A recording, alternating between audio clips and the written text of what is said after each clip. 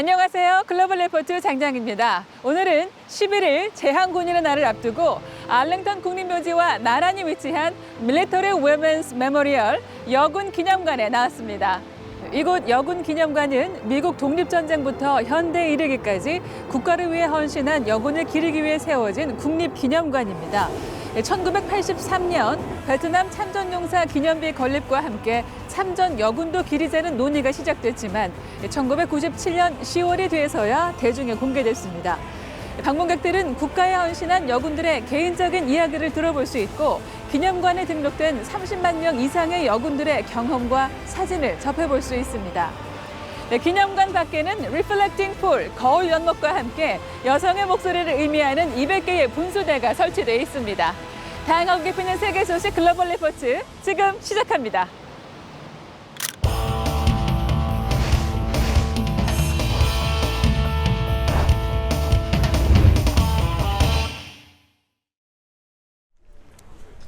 러시아군이 우크라이나 남부 헤르손에서 철수하기로 했습니다.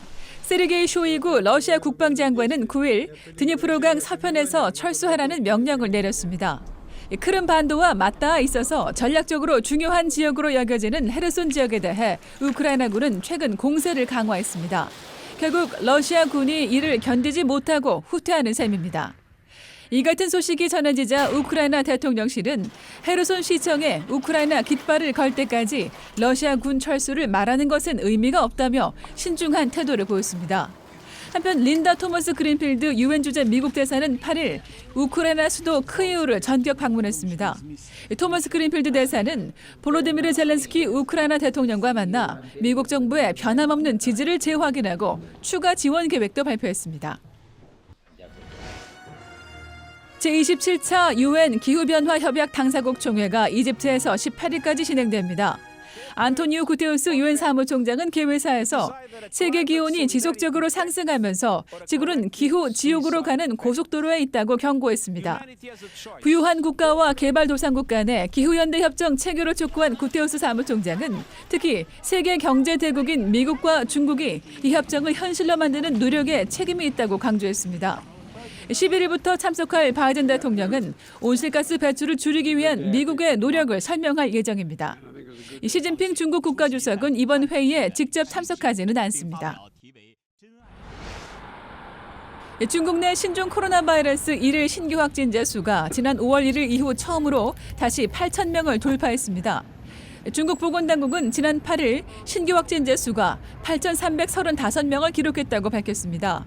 이는 하루 전인 7일보다 1,000명가량 증가한 것으로 중국에서는 지난 며칠간 확진자 수가 계속 늘고 있습니다. 특히 광둥성 성도인 광저우에서는 7일 하루 중국 내 전체 확진자의 3분의 1에 가까운 2,630여 명의 확진자가 발생했습니다. 이에 따라 광저우의 많은 구역에서 다양한 수준의 통제와 봉쇄가 시행 중입니다. 하지만 아직까지 전면 봉쇄는 시행하지 않고 있습니다. 인터넷 사회 연계망 서비스 페이스북의 모회사 메타가 인원 감축에 들어갔습니다. 마크 저커버그 메타 CEO는 9일 직원들에게 보낸 서한에서 전 직원의 13%에 달하는 11,000명이 넘는 인원을 정리해고한다고 밝혔습니다. 저커버그 CEO는 이번 결정에 대해 자신에게 책임이 있다며 영향을 받은 직원들에게 미안하다고 말했습니다. 그동안 메타는 가상세계를 뜻하는 메타버스에 대한 투자를 급격히 늘려왔습니다. 앞서 다른 사회 연계망 서비스인 트위터도 가문에 들어갔습니다. 최근 트위터를 인수한 일론 머스크 CEO는 비효율성과 높은 비용을 이유로 전 직원의 절반에 가까운 인원을 해고했습니다.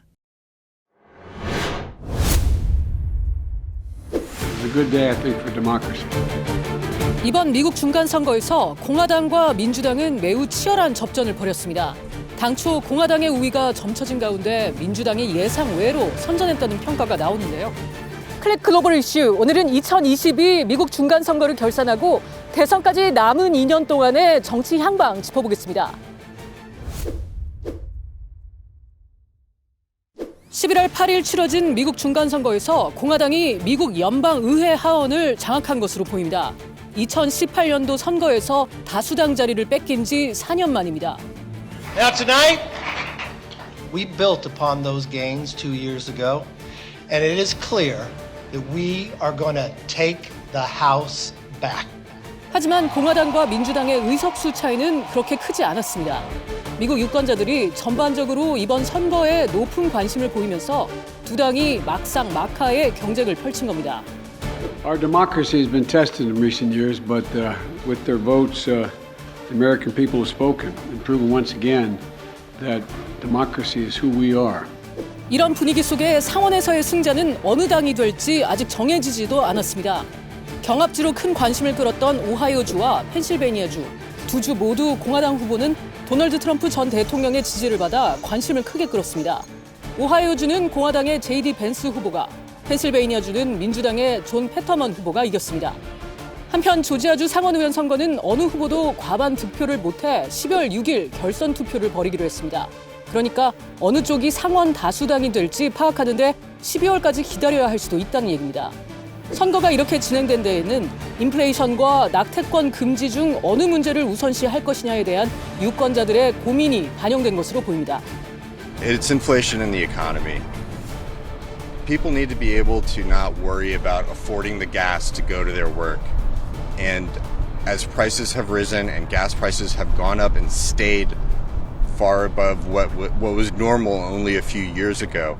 Mainly, the one that is really important is our abortion, just protecting our right as a woman. And so I think that going out and voting and making sure that I protect that right is one of the main reasons why I decided to vote today.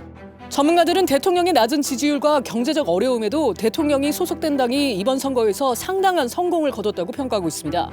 1934년 이후 중간선거에서 평균적으로 대통령이 소속된 정당은 하원 의석수 28개와 상원 의석수 4개를 잃었는데 이번에는 그 수를 훨씬 밑돈다는 겁니다. Young voters, pro-choice voters, and a subset of suburban Republican voters who were tired of former President Trump seem to be the main three drivers of the results we've seen so far. 어느 한쪽이 큰 우세를 보이지 못한 가운데 미국 의회는 2024년 대통령 선거 전까지 대치 상태가 진행될 것으로 예상됩니다. There certainly will be, hearings and investigations and votes. And Congress might vote to disapprove the agreement, but they won't have a 2/3 majority. So they won't be able to overcome a presidential veto.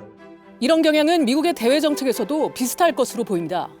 There was a lot of concern that maybe if the Republicans were to get big majorities, maybe that would start putting the administration's policy in question. At this point, given the Republicans have majorities in both houses are going to be pretty small, I don't think you're going to see a major change. 이번 중간선거는 바이든 대통령과 트럼프 전 대통령이 2024년에 벌일 수도 있는 대선의 전초전으로 여겨지기도 했는데요. 민주당은 인플레이션과 경제라는 난제를 여전히 안고 있고 공화당은 유리한 여건에서 좋은 기회를 잘 살리지 못했다는 평가가 나오는 가운데 두 전현직 대통령의 향후 전략에도 많은 변화가 있을 것으로 보입니다.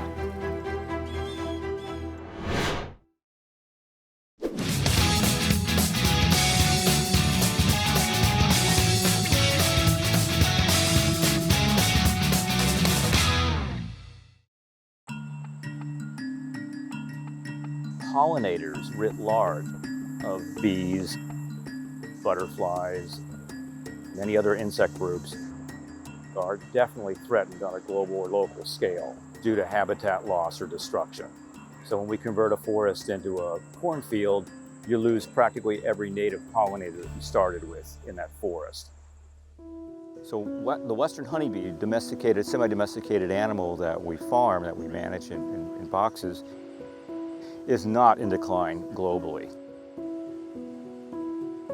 In the US, pollinator services are actually more highly valued than is honey production. Crops like cherries and apples and squash and blueberries and most notably almonds benefit from having honeybees brought to the orchard or to the field. Globally, yes, pollinators writ large in many instances are in decline. The western honeybee, there are real threats, but just as with any farm animal, there are parasites, there are predators, there are pathogens, and we just need to deal with them.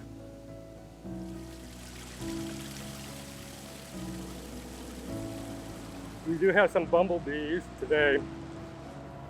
These look like the eastern bumblebee, Bombus impatience, and they are putting their tongues into the fronts of the flowers. They're going from flower to flower, and it looks like they're actually getting nectar. Basically, they're part of the food web. Lots of things eat them, and they're also helping plants produce seeds. Without pollinators, you're not going to have a lot of plant reproduction.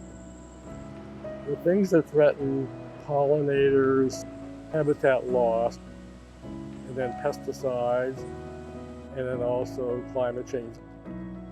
If you took all the pollinators out of this area, you would see a shift in the ecosystem.